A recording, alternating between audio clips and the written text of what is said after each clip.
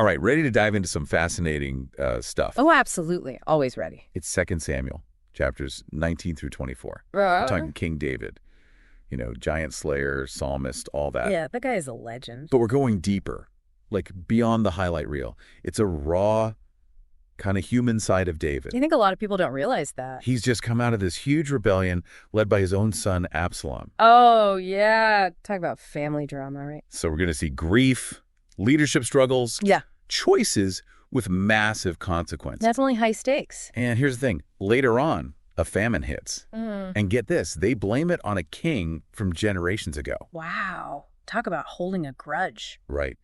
And the solution David's got to come up with, heartbreaking is an understatement. We'll get there. But first, chapter 19.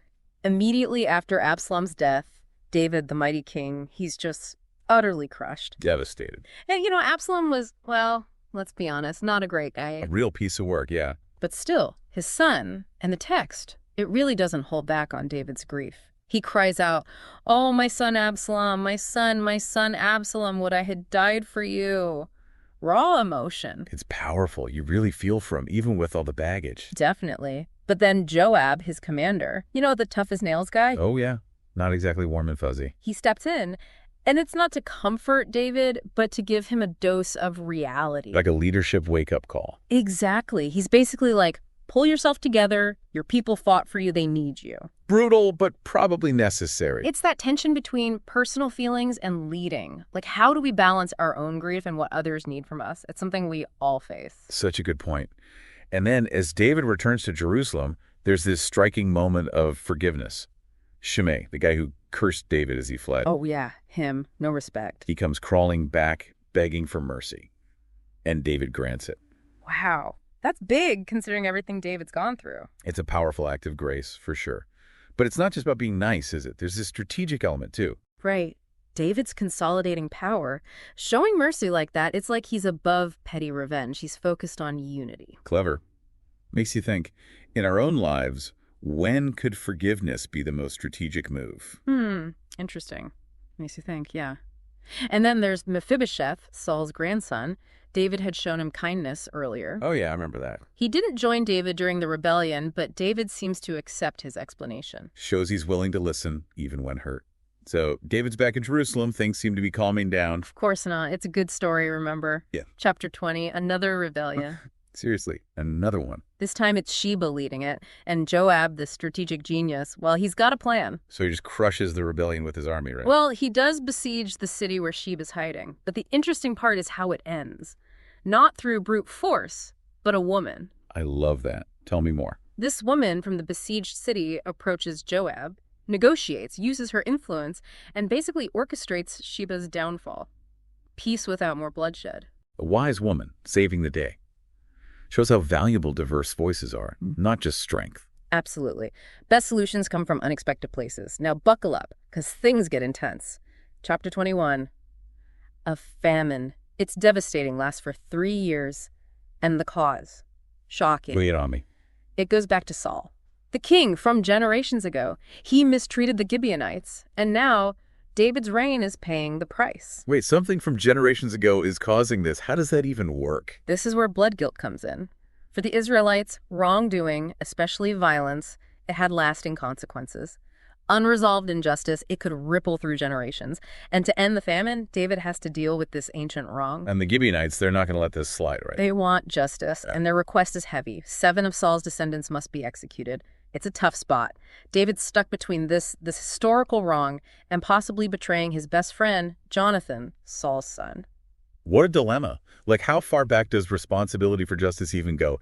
Can it clash with personal loyalty? Big questions, no easy answers. But David, he chooses justice. He does, however, honor his covenant with Jonathan and spares Mephibosheth, another descendant of Saul. It's heavy stuff. But then, thankfully, chapter 22, we get this incredible psalm from David. Gratitude, deliverance, like a breath of fresh air. It really is. It shows how deep his relationship with God was. Calls God his rock, fortress, deliverer. And some of those lines, just stunning. He brought me forth also into a large place. He delivered me because he delighted in me. Wow. And to think, this comes right after all those trials. Even in hardship, David finds strength in his faith. Makes you think, where do we find that kind of gratitude when things are rough? What are our rocks to lean on? It's about finding hope, resilience, those things that help us get through. Sometimes just expressing gratitude, like David did, can be powerful. So true. Now, chapter 23, it's like a two-parter. David's final words, and then, bam, things shift again. Starts with David reflecting. His life, God's covenant, the promise of an everlasting kingdom. He also talks about his warriors, their loyalty. These guys sound like total badasses. The text even describes their crazy feats. Strength, courage. He faced so much danger for David. Shows the bonds of loyalty in his leadership. He valued those who fought with him. We should all appreciate those who have our backs. But then, chapter 24, curveball. David orders a census, even though Joab, his trusted advisor, warns against it. Might seem minor to us, but back then, a census was a huge deal. Quantifying God's blessing, asserting human control, pride. So why'd he do it? What was going on in his head? Maybe after all the turmoil, he was relying more on himself, less on God, wanted to see in numbers how powerful he was. Like he lost sight of where his true strength came from. Perhaps, and the consequences. Immediate, devastating. Yep. Cue the plague. A plague sweeps through, killing thousands. Reminds me of the famine earlier. Both caused by leaders' actions impacting the entire nation. Sobering. The weight of leadership, right. Our choices, they can have a huge impact, whether we lead a nation or just a team. So how's David handle this disaster? Humility, repentance. He doesn't blame anyone, doesn't justify himself. He owns up, pleads with God for mercy. There's this part where he says, "Please let your hand be against me and my father's household, but do not let this plague be on your people." He's willing to sacrifice himself. True leadership, putting others above himself. And does God listen? Does the plague stop? He does. God tells David to build an altar on the threshing floor of Araunah the Jebusite. But even then, David shows integrity. How so? Araunah offers the threshing floor, the oxen for the sacrifice, all for free. David refuses, pays full price. Why was that so important?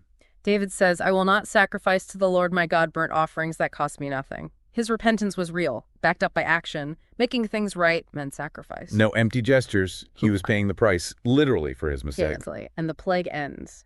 Relief, but a reminder. Leadership is heavy. Gotta stay humble. Especially for those of us in charge, right? We Yeah. all make mistakes. It's how we respond that counts. Owning our errors, making things right, seeking forgiveness. Those are crucial no matter our title. Now, remember that emotional whiplash we mentioned?